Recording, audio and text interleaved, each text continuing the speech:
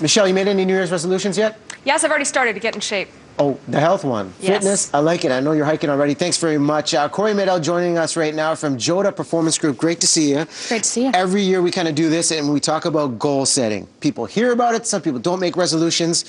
What's the first thing you should do before even setting any goals looking for 2011? Great question. I think what's really important is that you take time to reflect on what's happened over the past year. So there's a couple questions that I would recommend people ask themselves. Things like, what do I need to let go of that's happened in this past year? An example of that would be, well, my husband and I bought a house a couple of years ago, and we decided within the first year of buying it that we wanted to sell it and move back downtown. So the cost associated with that was enormous.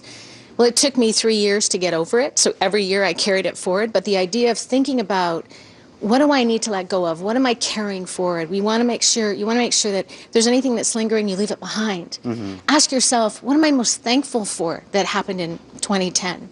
What did I learn that I want to take forward? And then the fourth question I would ask is, what theme do you want to have? Like, what do you want to move forward with in 2011? So an example was, for me, last year I was incredibly stressed. I was doing too many things. And so my theme was empowerment. So everything I did this year was based on empowerment. So I asked myself, does this empower me or doesn't it? And that's how I made decisions. So it's really looking back and saying, what can I take away from last year and how can I help myself move forward? Tibetans believe that the way we end our year is an indication of how we started. So December 31st every year, my husband and I sit down and we ask ourselves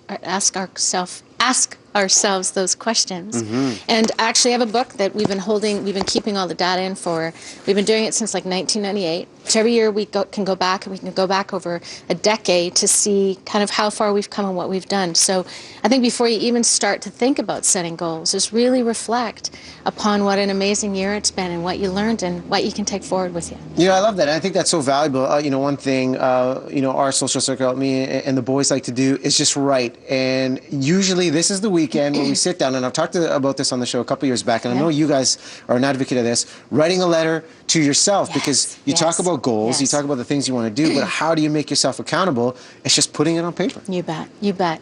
I think so often we as human beings put out an intention of something we want to create. So we'll say, oh, I want that new purse, or I want that house, or I want that car, I want something.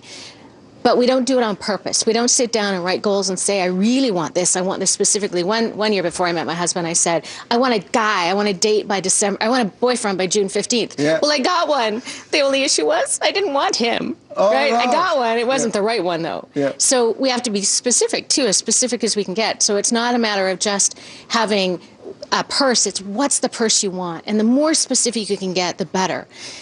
Write it down. I'm an advocate, and you talked about this yesterday, I bet, that you write a letter. Write a letter to yourself. Date it as though it's December 2011, saying to yourself, wow, what an amazing year I had. I did this, this, and this, and this. And I think what people need to be cautious of, though, is there's all of these New Year's resolutions that people get. Okay, so... It's easy to get overwhelmed. Oh, yeah. Well, I'm going to lose 10 pounds. I'm going to do this. I'm going to do that. Yeah.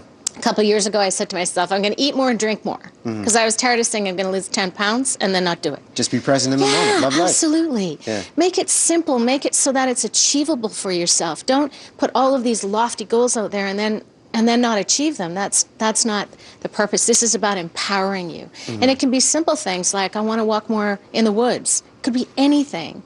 But be clear about it. And the more that you can visualize it, feel it, taste it, the more senses you can involve, the greater likelihood that you will achieve it. All great tips, Cori. We're going to put some of those tips on our website too, breakfasttelevision.ca. And I love the letter idea, Kyle. Maybe we should all do that here on BT. Have all the hosts write letters to one another. And that's a very cool idea. Great idea. That's a good one. Hold yourself accountable. All right, thanks a lot, you guys. Some really good information.